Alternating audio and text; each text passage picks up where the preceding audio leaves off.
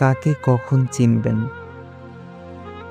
Number ১, স্বামীকে চেনা যায় স্ত্রীর অসুস্থতার সময়। নাম্বার ২, স্ত্রীকে চেনা যায় স্বামীর দারিদ্রতার মুহূর্তে। নাম্বার ৩, বন্ধুকে চেনা যায় বন্ধুর বিপদের মুহূর্তে।